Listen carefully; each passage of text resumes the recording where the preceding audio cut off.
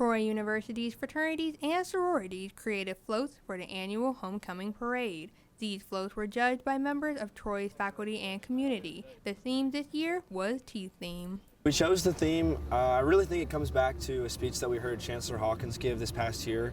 And he spelled out the letters T-R-O-Y and spelled out what each of those letters means to him.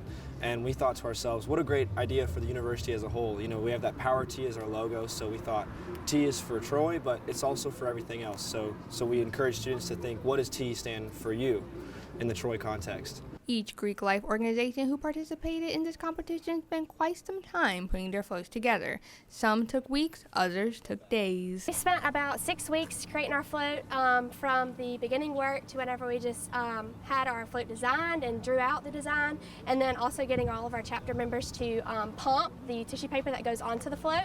And then today we also spent about 4 hours actually assembling and putting the float on the trailer. The homecoming parade will take place on 3 Notch Street in downtown Troy on Saturday at 10 a.m., just a few hours before the homecoming football game. It's always such a big competition to see who brings those different levels of creativity and effort and new ideas to the table. I think they've done an awesome job incorporating all those different ideas into the theme. Neela Cole, Troy, TrojanVision News.